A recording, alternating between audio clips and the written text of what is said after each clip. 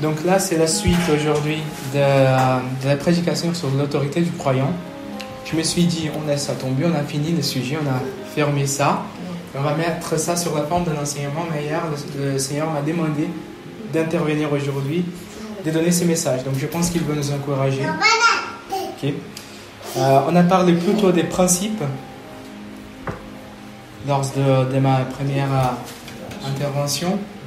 On a parlé des principes. Aujourd'hui, je veux parler du côté pratique. On a vu que le Seigneur, il met à notre disposition une autorité. Et ça ne vient pas de nous, ça ne vient pas de notre force, ça vient de lui. Cette force et pouvoir vient de lui. Jésus est la tête, le centre de commande, et nous sommes le corps. Et l'apôtre Paul dit que l'Église, nous sommes ceux qui remplissent tout en tous. Donc, c'est-à-dire que l'autorité que Jésus a assis à droite du Père, dans la position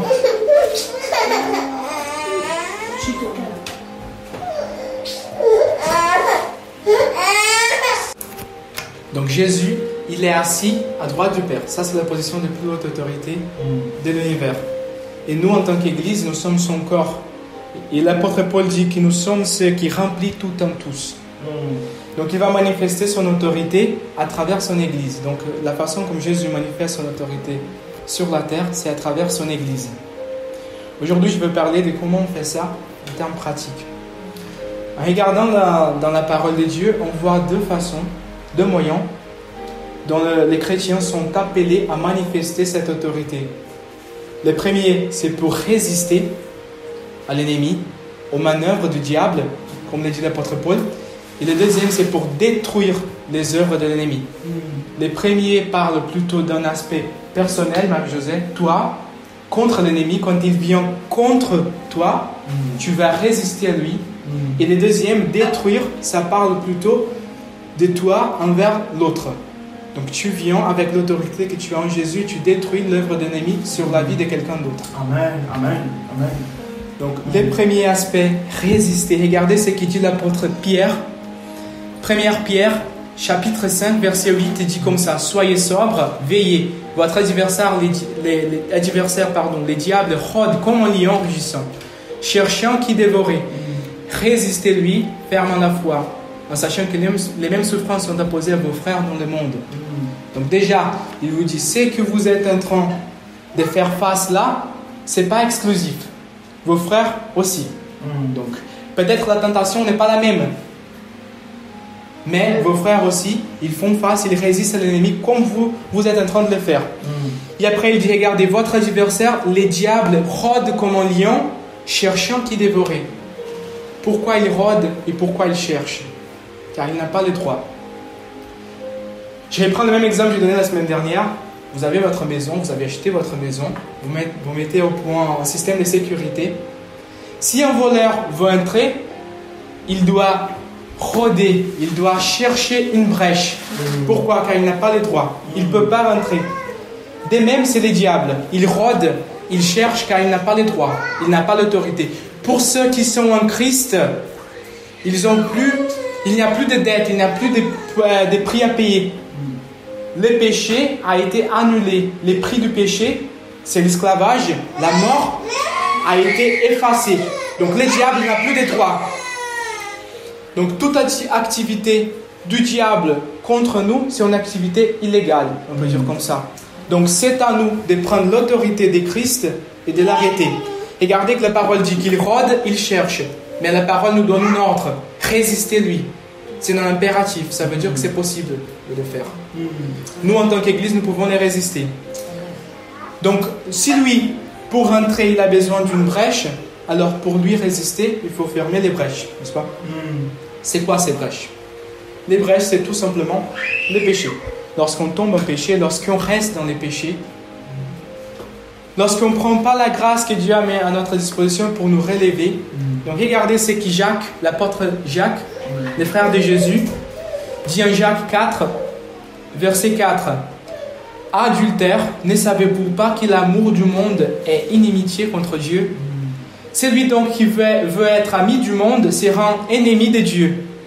Croyez-vous que l'Écriture disait avant Dieu aime jusqu'à la jalousie l'esprit qu'il a fait habiter en vous?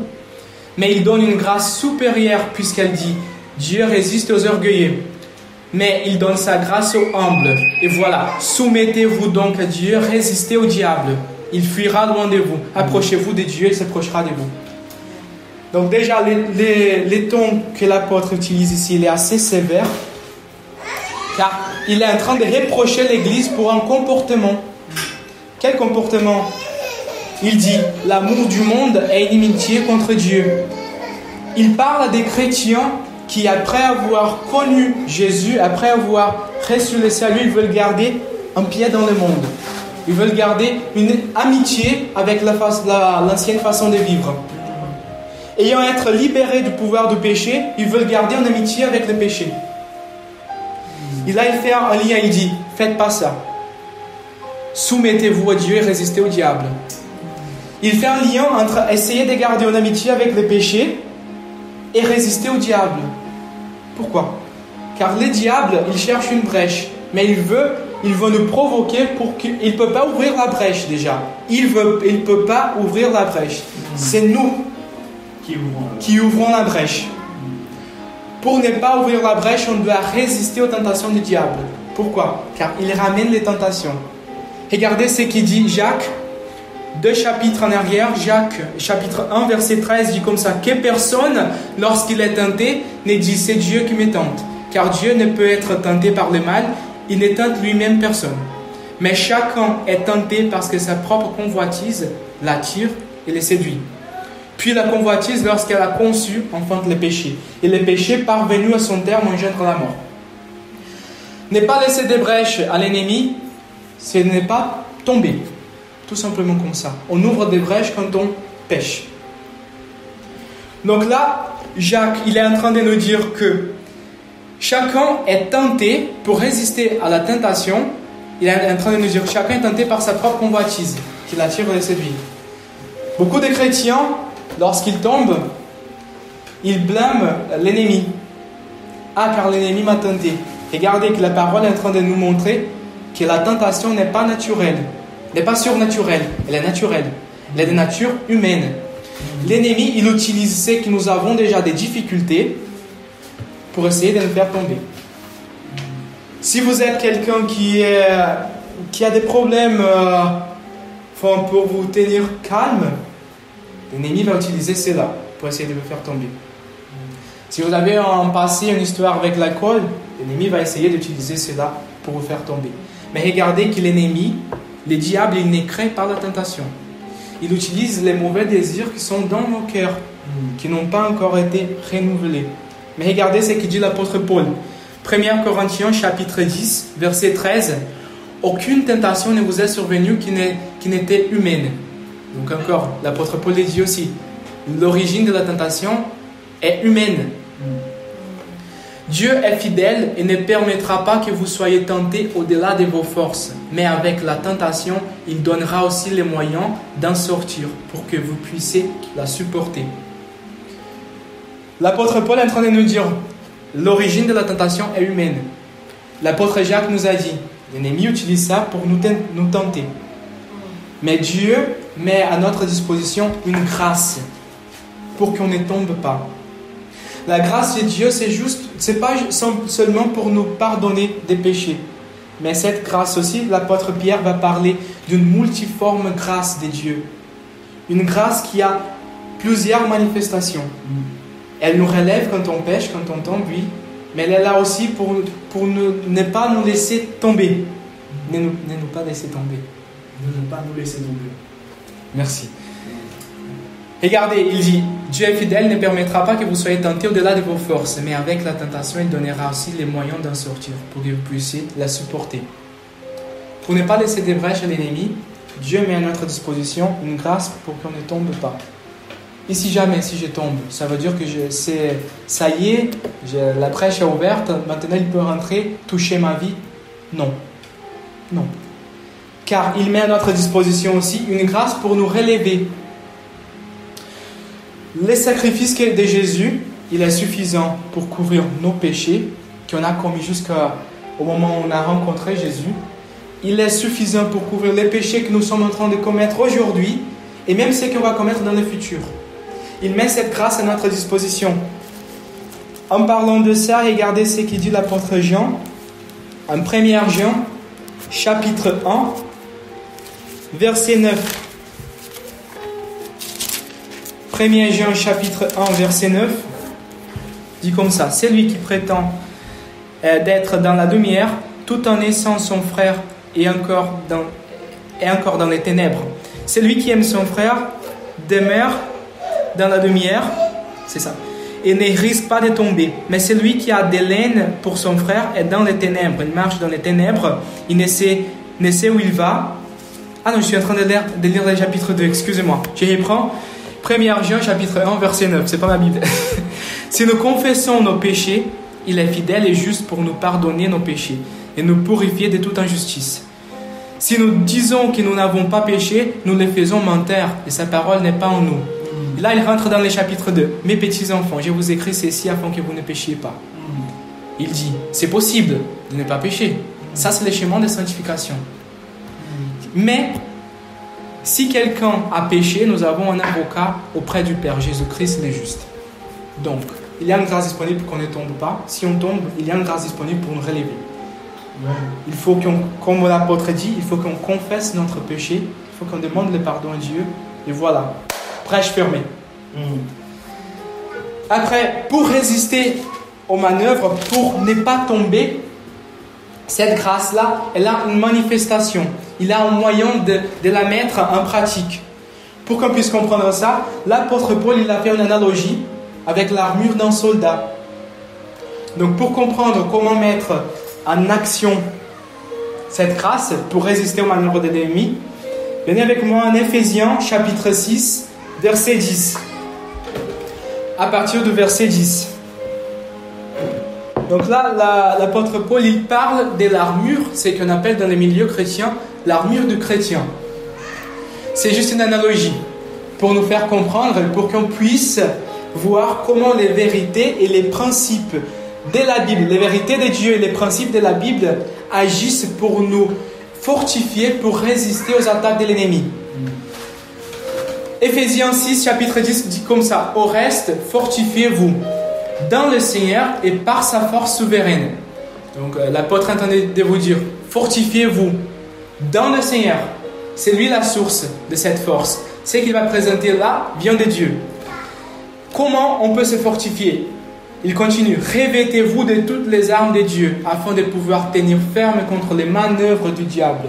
Regardez qu'il ne dit pas contre le pouvoir du diable, car son pouvoir sur nous a été annulé à la croix.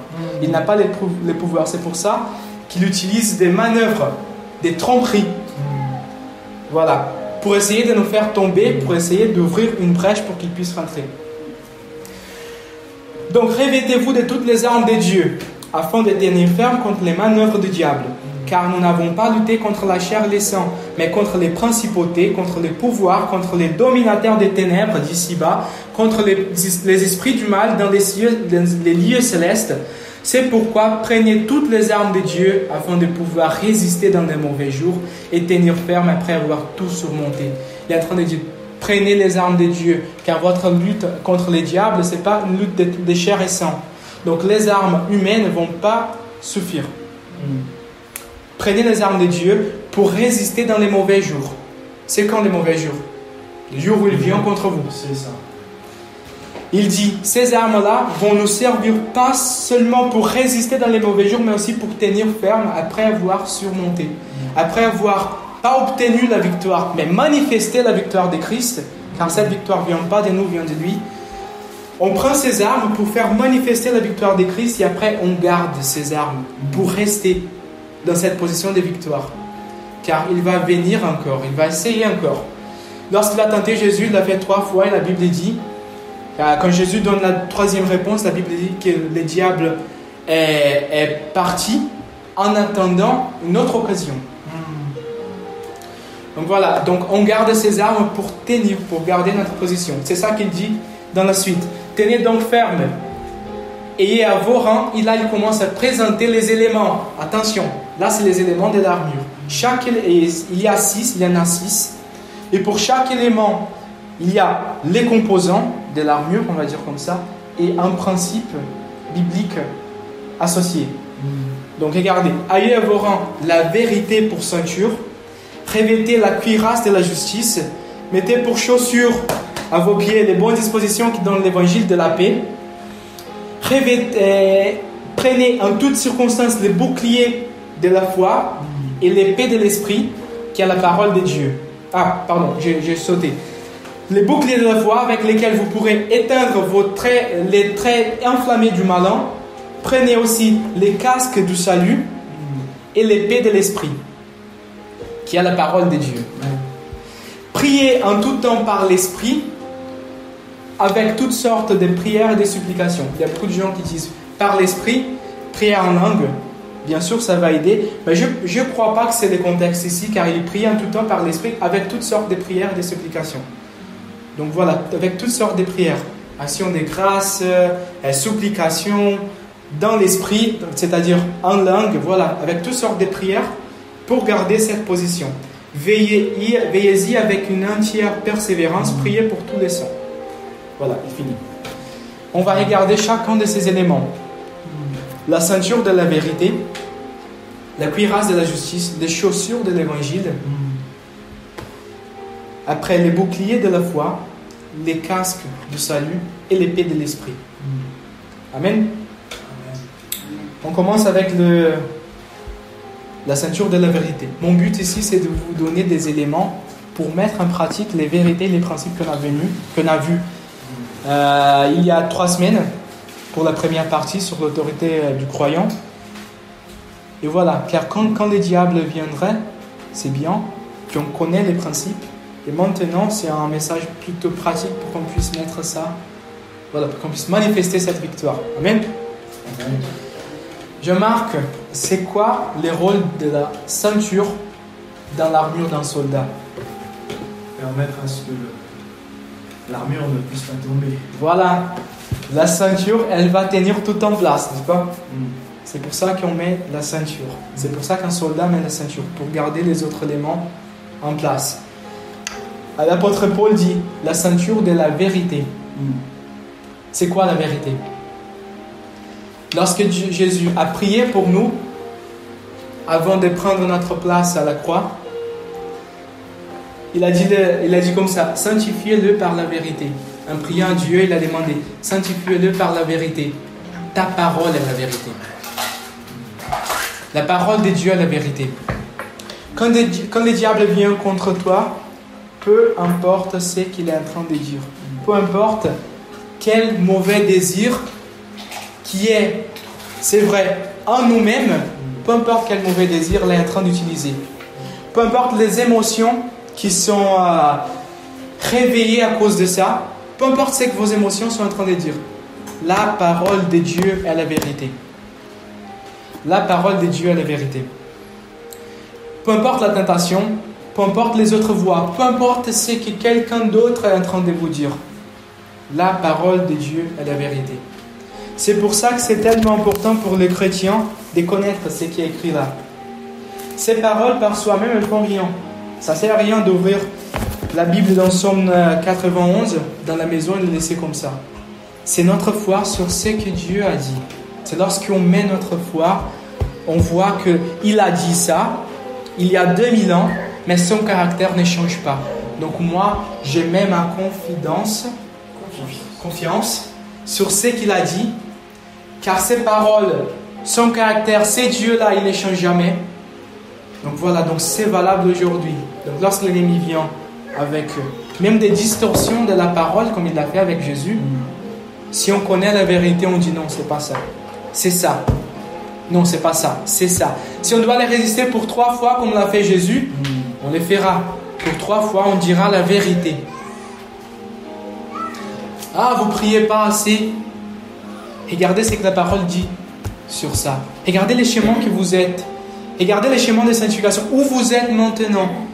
Ouvrez votre bouche et prononcez. Car l'apôtre Paul dit, j'ai cru, c'est pour ça que je l'ai dit. Si on croit vraiment, on le dit. Si on croit, on prend action. Si on croit et on garde juste dans notre cœur, ça ne va rien faire. Regardez la galerie des héros de la foi en Hébreux 11. Héros. Héros. Zéro. Ah, les héros de la foi, pardon. Dans Hébreux 11, ils ont cru sur quelque chose de la part de Dieu et alors ils ont passé à l'action. Ou ils ont prononcé. Donc ce qu'on croit dans notre cœur doit se transformer en action pour être appelé foi. Mais ça, c'est le sujet pour une autre prédication. Donc, après, il parle de la cuirasse de la justice. La cuirasse, c'est pour protéger un point vital, la poitrine, là. Il parle de la cuirasse de la justice. Quelle justice? La nôtre? L'apôtre dit que cette force vient de Dieu. Fortifiez-vous dans sa force souveraine. Dans le Seigneur, par sa force souveraine. C'est la justice qui vient de Dieu. Quelle est la justice qui vient de Dieu? L'apôtre Paul dit, maintenant c'est manifesté une justice qui ne vient pas des hommes, mais qui vient de Christ, qui vient de Dieu. La justice de Christ. Donc la justice, c'est la justice de Christ. Cette justice-là est en train de vous rappeler que le diable, c'est lui qui est en train de vous tenter, qui vient contre vous, il n'a pas l'autorité. Si vous portez la justice de Christ, la justice de Christ qui vous dit que vous avez été libéré du pouvoir du péché, mais pas seulement, mais transféré en royaume supérieur, les royaumes de fils bien-aimés. Et ces royaumes-là dominent sur les royaumes des ténèbres. Donc lorsqu'il vient contre vous, la justice de Christ est en train de vous rappeler en continu, il n'a pas les droits, c'est vous qui avez les droits sur lui. C'est vous qui avez l'autorité sur lui. Arrête cette attaque maintenant. Il ne peut pas le faire. Donc la justice de Christ est en train de nous rappeler déjà que ce n'est pas notre propre justice que nous portons, mais c'est la justice de Christ. Et cette justice-là porte l'autorité de Christ. Et c'est Christ qui a l'autorité sur tout pouvoir des ténèbres, nous l'avons aussi. Car nous portons cette justice. Ensuite, les chaussures de l'évangile. Les chaussures, quel est le rôle, je marque, dans chaussures, des chaussures dans l'armure d'un soldat? Bien marcher, être à l'aise. Voilà. Et lorsqu'il rentre dans... Non, mais c'est plaisanter, c'est C'est ça. Des chaussures, là, tu viens. Dans le contexte d'une bataille, les chaussures, lorsqu'il rentre dans les champs de bataille, les chaussures, il va protéger les pieds, n'est-ce pas? Il va protéger les pieds pour que les soldats puissent aller. Les chaussures de l'évangile, les mêmes évangiles qui nous a sauvés, c'est les mêmes évangiles qui nous protègent lorsqu'on aille contre, lorsqu'on va contre l'ennemi. C'est les mêmes évangiles qui nous avons cru, qui nous a sauvés, c'est le même évangile qui nous protège. Il n'y a pas un niveau d'onction supérieur pour résister à l'ennemi. Vous voyez, les mêmes évangiles qui vous a sauvé, c'est les mêmes évangiles qui vous protègent. Les mêmes évangiles qui vous a sauvé, c'est l'évangile qui vous commissionne, qui vous dit va, qui vous envoie. Et c'est aussi les mêmes évangiles qui vous protègent. La foi déposée sur le sacrifice de Jésus à la croix, c'est le même évangile qui vous protège pour allier, pour résister contre l'ennemi.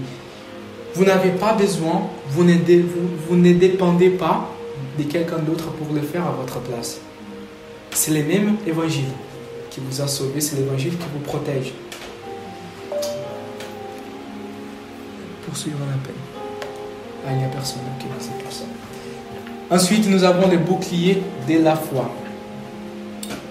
Les boucliers de la foi, il dit pour... Je vais prendre les paroles de l'apôtre Paul. Donc, en toutes circonstances, les boucliers de la foi avec lesquels vous pourrez éteindre tous les traits enflammés du malin. Donc, lorsqu'il vous envoie ces traits enflammés, voilà, on va les arrêter avec les boucliers de la foi. Pour les arrêter, il faut passer à l'action. C'est ce que je disais tout à l'heure. Des fois, on ne prend pas action. Il est en train d'envoyer ces traits enflammés et nous sommes là, en train de regarder. Des fois, nous ne voulons pas croire que c'est l'ennemi qui vient contre nous et on reste dans l'inertie. Et c'est ça qu'il veut. Il veut nous convaincre qu'on peut gagner cette bataille dans le domaine de la chair et sang. Mais ces textes-là disent que ça, si c'est vraiment l'ennemi qui vient contre vous, la chair et le sang ne va pas être suffisant. Il faut prendre les armes de Dieu. Il faut faire preuve de foi pour arrêter ces attaques. Il faut passer à l'action. Donc si on croit vraiment en ce que Dieu dit, en ce que nous avons en lui, on va mettre ça en action. S'il vient contre nous, on va prendre la vérité de Dieu, ce qu'on a déjà vu là. On va prendre la justice de Christ qui nous donne l'autorité sur lui. C'est l'évangile que nous avons cru qui va nous protéger. Et on va s'élever et on va lui arrêter. On va lui donner des ordres. Comme ça, car nous avons l'autorité sur lui, c'est pas lui sur nous. Ensuite, les casques du salut. C'est quoi les rôles du casque, Jean-Marc? Protéger des flèches qui viennent sur la tête. Voilà. Les coups aussi. Voilà, protéger la tête. La tête, c'est le centre de commande. Il dit la casque du salut. Pourquoi le salut? Ça ne suffit pas de croire que Jésus est un prophète. Ça ne suffit pas de croire que Jésus a été un grand leader de l'humanité. Ça ne suffit pas même de croire que Jésus est le Fils de Dieu. Même les diables le croient. On doit croire qu'il est notre Sauveur. Casque du salut. Regardez ce texte-là. Actes, le chapitre 19, verset 13, de verset 13 au verset 16. Quelques exorcistes juifs ambulants entreprirent d'invoquer sur ceux qui avaient des esprits mauvais le nom du Seigneur Jésus en disant: je vous adjure par Jésus, c'est lui qui Paul prêche. Ceux qui agissaient ainsi étaient 7 fils d'un certain Séva, un des principaux sacrificateurs juifs. L'esprit mauvais leur répondit: je connais Jésus et je sais qui est Paul. Mais vous, qui êtes-vous? Et l'homme dans lequel était l'esprit mauvais s'élança sur eux, les maîtrisa les uns les autres avec une telle force qu'ils s'enfuirent de cette maison, nus et blessés. Ces hommes-là ont invoqué le nom de Jésus, mais Jésus n'était pas leur sauveur, il était le sauveur de Paul. J'invoque le nom de Jésus, c'est lui qui Paul prêche. L'esprit a dit: écoute, Jésus je connais, Paul je vois qui c'est, mais vous, qui êtes-vous? Et après il s'élança sur eux.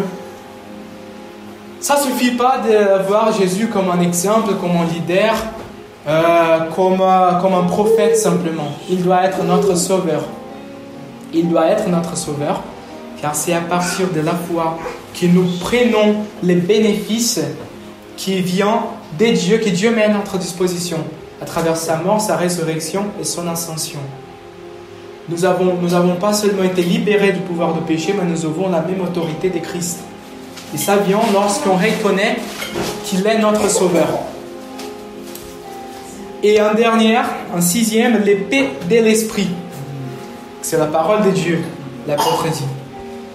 Là, nous avons l'exemple de notre Seigneur Jésus, qui pour 3 fois, lorsqu'il a été tenté par les diables, pour 3 fois, il a répondu avec la parole de Dieu. Regardez qu'il a dû résister 3 fois. Mais les 3 fois, et une de ces fois, même le diable a essayé de changer le sens de la parole. Et là, Jésus l'a corrigé.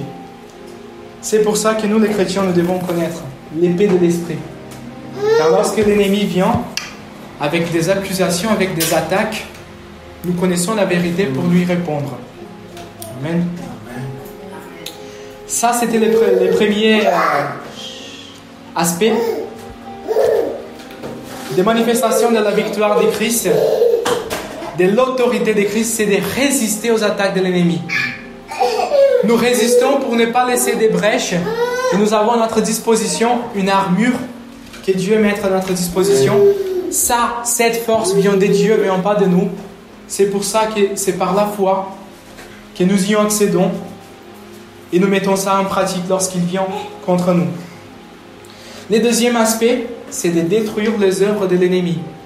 Si nous avons la même autorité de Christ, si l'autorité du Christ assis à droite du Père est manifestée sur la terre à travers son Église, nous sommes appelés pour faire les œuvres que Jésus a faites. Jésus, en fait, il nous a commissionné. Regardez Marc chapitre 16, verset 15, à partir du verset 15, dit comme ça. Puis il leur dit, avant de son ascension, Jésus a dit aux disciples, allez dans le monde entier et prêchez la bonne nouvelle à toute la création. Celui qui croira et qui sera baptisé sera sauvé, mais celui qui ne croira pas sera condamné. Voici les signes qui accompagneront ceux qui auront cru. Les signes, c'est pas pour prouver que vous avez cru. Les signes, c'est pour prouver que le message est vrai. C'est pour prouver, je vais prendre le verset 17, aller dans le monde entier et prêcher la bonne nouvelle. C'est pour prouver que ces bonnes nouvelles-là sont vraies. Amen, amen, amen. Donc voici les signes qui accompagneront ceux qui auront cru. En mon nom, ils chasseront les démons. Ça, c'est le premier élément de la liste. Ils chasseront les démons. Ces signes accompagneront ceux qui auront cru. Les paroles sont en train de nous dire que ça, c'est possible d'être fait par n'importe qui croit. Celui qui met sa foi en Jésus, il est aussi appelé à chasser les démons. Voilà. Et les signes, ce n'est pas pour prouver que nous avons cru, mais c'est pour prouver que la bonne nouvelle est vraie. Comment ça marche? Regardez un exemple. Actes, chapitre 14, verset 13. Actes, chapitre 14, verset 13.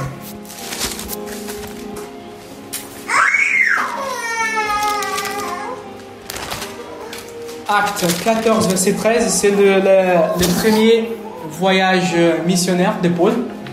Il rencontre un sorcier. Regardez.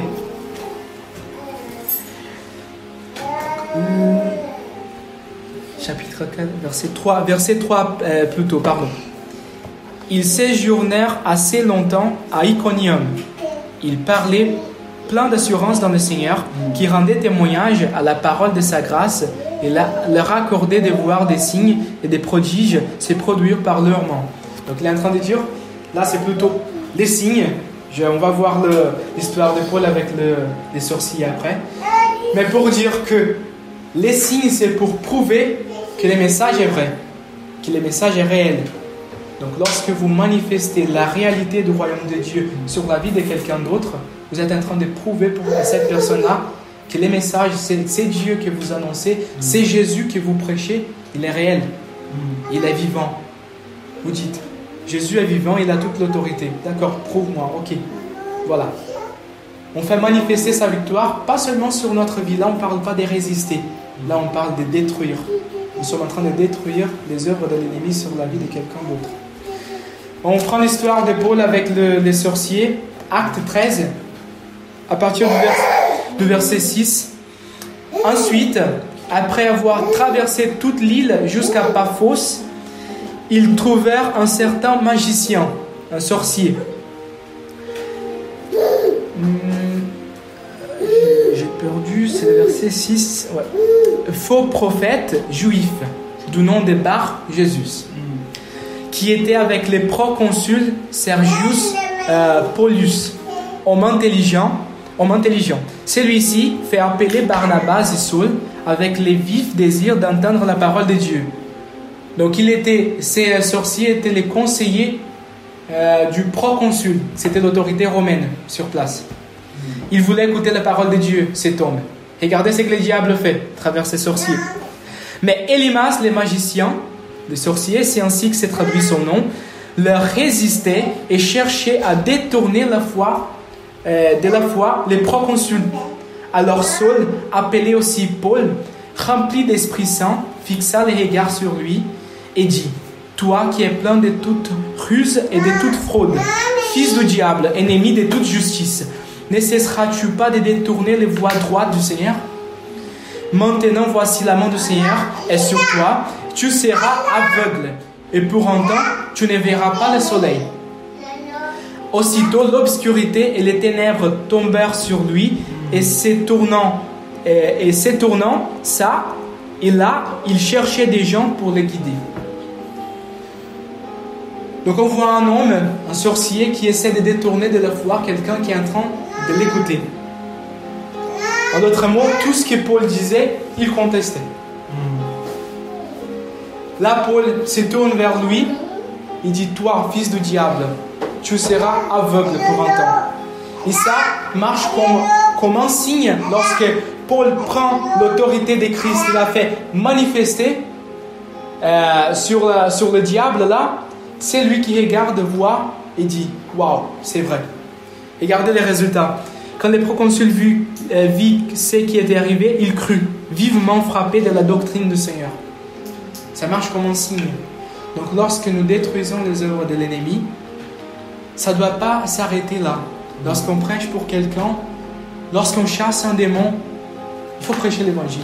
Il faut prêcher la bonne doctrine. Il faut que ça soit un signe pour que cette personne puisse croire. Amen. Amen. Dernière chose, ça c'est plutôt pour nous, pour qu'on fasse attention. Regardez ce que Jésus dit lorsqu'il envoie les 70 disciples avec l'autorité pour chasser des démons. Ils reviennent, ils disent, regardez Luc chapitre 10 verset 17. Les 70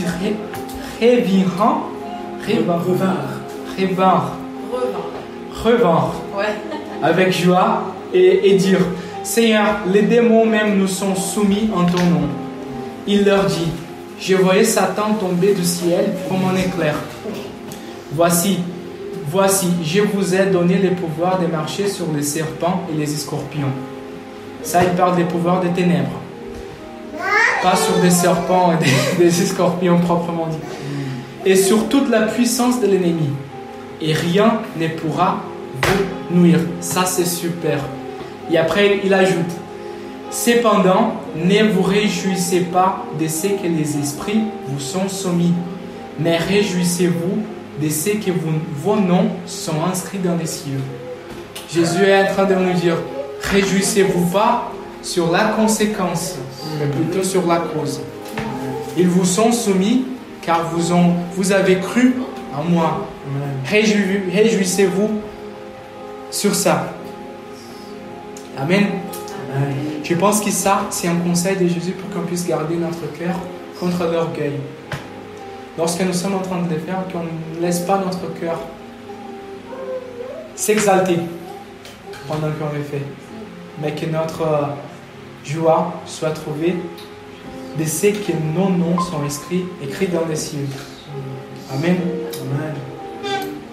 Voilà les deux aspects dont les chrétiens sont appelés à manifester la victoire de Christ, pour résister et pour détruire. Ce n'est pas une question de si l'ennemi va venir contre nous. Il va venir contre nous. Ça, la parole le promet. Nous avons ces éléments. Dieu met à notre disposition son armure, sa propre force pour qu'on puisse résister. Amen. Amen. J'aimerais prier pour nous. Seigneur, merci pour la vérité de ta parole. Merci pour le renouvellement de notre intelligence qui vient avec ta parole. Seigneur, j'ai pris à ton esprit, Seigneur, que tu puisses nous guider sur l'application de ça dans nos vies. Qu'au moment de nécessité, on n'hésite pas à venir à ton trône pour recevoir de cette grâce. Cette grâce que tu mets à notre disposition pour qu'on ne tombe pas, ça ta parole nous montre. Mais si jamais on tombe, elle est là aussi pour nous relever, Seigneur. On prie, Seigneur, qu'on puisse venir nous revêtir de ton armure, comme ta parole nous dit, pas seulement pour résister à l'ennemi, mais pour rester dans cette position de victoire. C'est pas pour obtenir la victoire. Merci pour cette vérité aussi. Ça ne dépend pas de nos forces, mais cette force vient de toi. C'est pour manifester la victoire de Christ. Merci, Seigneur, pour ta vérité qui tient tout en place. Merci, Seigneur, pour ta justice qui nous rappelle en continu que nous avons l'autorité sur l'ennemi, pas lui sur nous.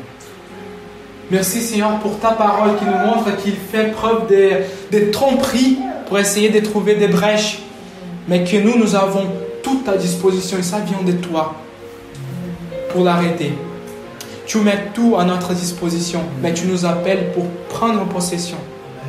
Nous sommes là, Seigneur, pour demander à ton esprit qui nous rappelle des vérités de ta parole, Seigneur. qu'on puisse agir notre foi pour résister à l'ennemi. Pour qu'on puisse faire manifester la victoire de Christ tous les jours. Pas seulement pour résister aux attaques de l'ennemi, mais pour manifester l'essence de ton royaume, que c'est joie, paix et justice sur la vie des autres aussi, Seigneur. Pour détruire les œuvres de l'ennemi sur la vie des autres. Et que ça puisse être des signes puissants. Nous sommes une église, Seigneur, que nous croyons que pour glorifier ton nom, nous avons grandir dans cette ville. Et nous avons touché la vie de beaucoup d'autres personnes. Que les signes, Seigneur, puissent être pour montrer que ton message est vrai. Et pas que nous croyons vraiment, que nous avons quelque chose de spécial. Que les signes, Seigneur, puissent tourner les regards des gens vers toi. Et pas nous. Nous prions, Seigneur, Saint-Esprit, que tu puisses nous donner ta grâce pour garder nos cœurs en les faisant. Pour garder nos cœurs et que notre joie soit trouvée sur nos noms et écrit dans les cieux. Et pas sur cette autorité que c'est une conséquence, Seigneur. Qu'on ne puisse pas hésiter non plus de l'exercer. En cohérence avec l'équilibre que ta parole nous présente, Seigneur. Au nom de Jésus, j'ai prié. Je demande pour ces groupes que cet enseignement, Seigneur, puisse porter les fruits. Amen. Amen. Amen. Amen.